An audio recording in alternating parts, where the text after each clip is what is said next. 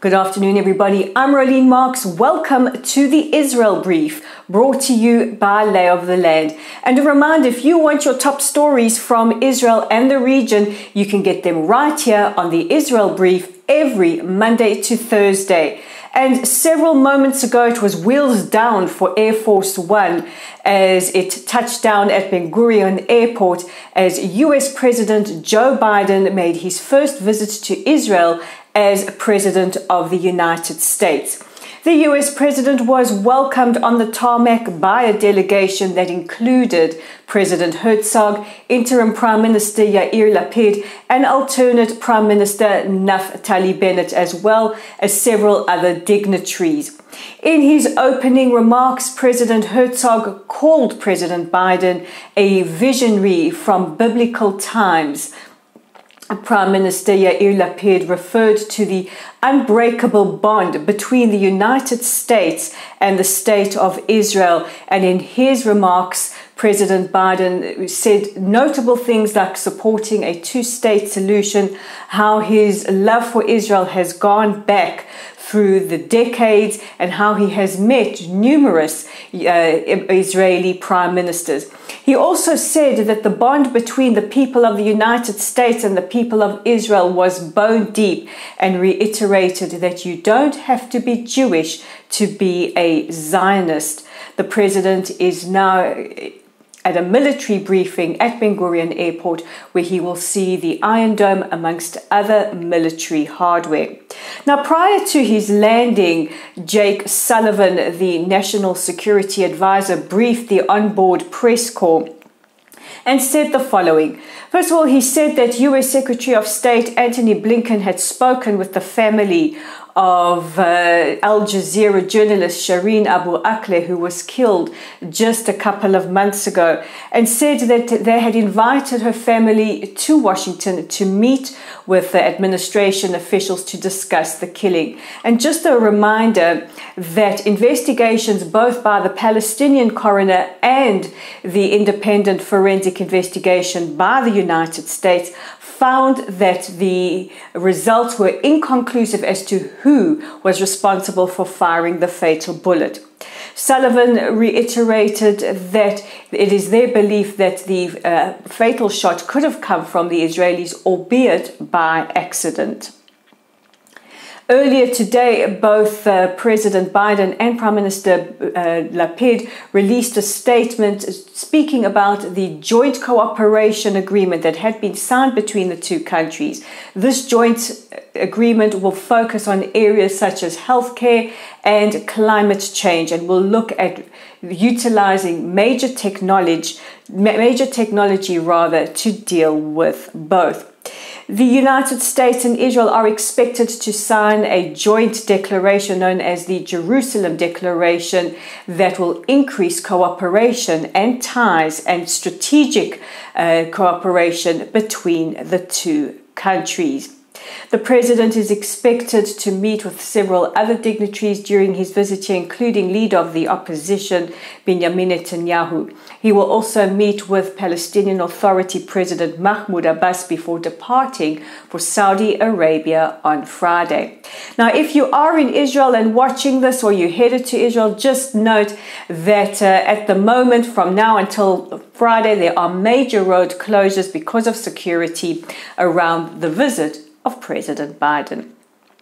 In other news, we now go to the United Nations, and yesterday the United Nations issued a report on the amount of children that had been killed in conflict during 2021. The amount of children that is estimated to have been killed is 5,555. But what is particularly worrying is that once again the UN singled out Israel, saying that Israel, if the situation between us and the Palestinians continues and there is a high count of children that are killed in conflict, Israel should be put on the blacklist that includes countries such as Syria, Yemen, Afghanistan, and the Democratic Republic of Congo. Not mentioned in the report are the use of child soldiers by the Palestinians and how the Palestinians use children to carry out terror attacks.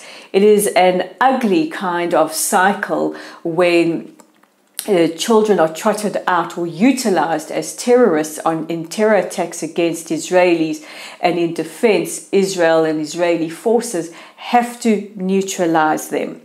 Naturally, of course, Human Rights Watch had a lot to say about this and demanded that Israel be put on the blacklist. We have been speaking over the past year about bilateral ties between Israel and Poland, and that ties have been strained following very controversial legislation passed in the Duma last year that stopped reparations being handed down by the Polish government to survivors of the Holocaust and their children.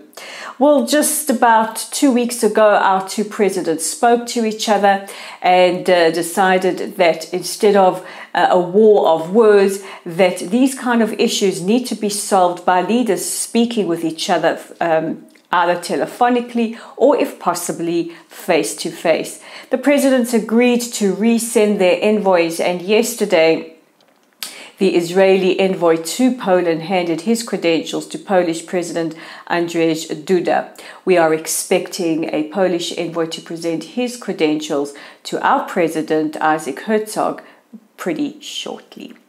And our final story is one that I didn't believe that I ever had to talk about, and that is, has Anne Frank been accused of white privilege? Yes, this is in fact a story that has absolutely lit up social media. And if you want to know more about it, there is an article published on our website at www.layoftheland.online. But yet again, Anne Frank, who really gave a voice and a face to the 1.5 million children killed during Shoah, has been used by those wishing to push a political agenda. A young Chinese guy tweeted out the other day that Anne Frank enjoyed white privilege. Now, in previous times, Anne Frank has been accused of colonization as well as Jewish privilege. Now, let me reiterate something very important. There is nothing privileged about being a 14-year-old girl who is being hunted down for elimination by virtue of the fact that she is Jewish, and along with her family and several other Jews hidden in an annex in an apartment building in Amsterdam, probably smaller than the room I am standing in now. Anne Frank was one of over 6 million Jews marked for death by the Nazi death machine. There is no privilege in that. Jews were not just seen as an inferior race, we were seen as subhuman by the Nazis. So if you have any notions, anybody out there, of tweeting that we enjoy white privilege, or in particular Anne Frank enjoyed white privilege, stop. Just stop. We have to do better by Anne Frank and the other over 6 million victims of the Holocaust that were Jewish. We have to take back this narrative and put a stop to this incessant pushing of a political narrative.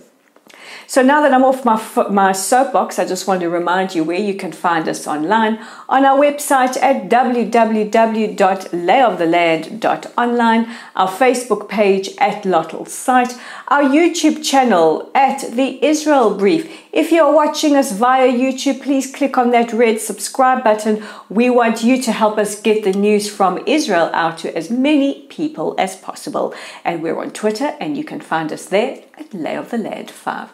I'm Rolene Marks. This is the Israel Brief. Thank you for watching, and we'll be back again tomorrow as we follow President Joe Biden on his historic trip to Israel.